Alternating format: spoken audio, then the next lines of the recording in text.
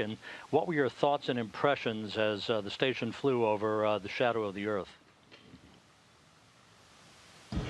Well, I'd seen pictures from previous eclipse, and so I think I had underestimated what this would look like.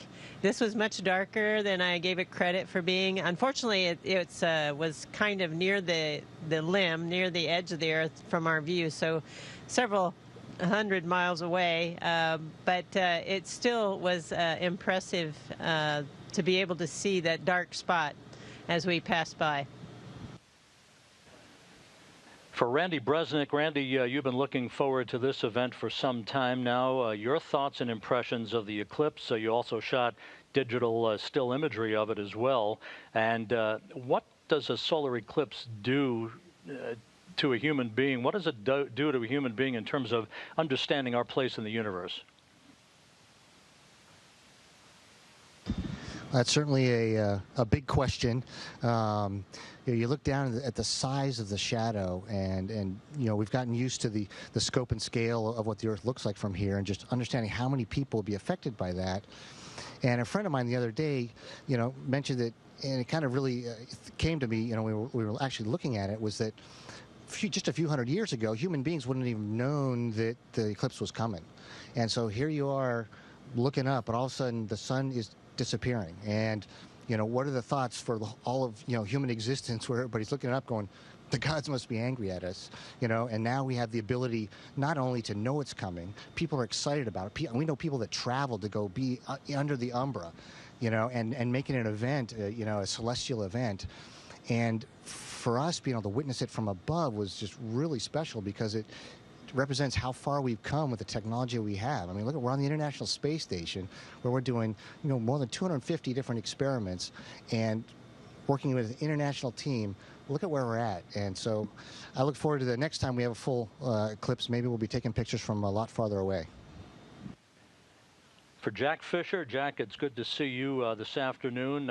You sent a picture very early this morning of this raft of cameras that were laid out in the Destiny Lab, ready to rock and roll to capture every second of this unique event.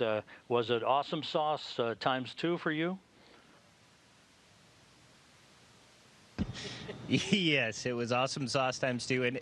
And Rob, this has been a huge coordination effort. Comrade Randy has been in charge of planning where all of us would be, and a little orchestra of which window, which camera. So he did a great job with that. I was actually supposed to be taking off a window pane or a scratch pane right now, but due to the lighting and how we're going about it, we don't really need to. So I got lucky and got to join all these folks for the PAO event. It was, Peggy said she underestimated it. I definitely did. Just judging from the pictures, that spot was, a lot darker and a lot larger than I thought it would be. And, I kind of was sitting in the Russian segment at the window thinking, you remember snipe hunts? I was like, man, this is kind of like a snipe hunt. I think somebody's pulling a joke on me.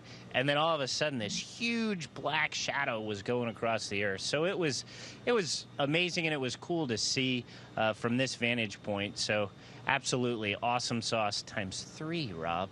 3 chocolate awesome sauce with a side of sun awesome sauce. I don't know. It was awesome, Rob. For Paulo, we do remember 6 years ago, May of 2011, when you departed the International Space Station on a Soyuz vehicle to come home from your last flight. You took that signature picture of the shuttle Endeavour docked to the station with all of the other international partner components and vehicles linked up. How did today's experience compare with that moment 6 years ago? Well, 6 years ago, I was kind of alone there on the Soyuz capsule taking pictures. So through the rest of the team, Dmitry Kondratiev was flying the Soyuz, and Katie Coleman was actually taking timing and telling me. But it was me with one camera and a video camera and taking picture. Here today we had, as you saw from the photo that Two Fish Jack sent this morning, we had an armada of equipment.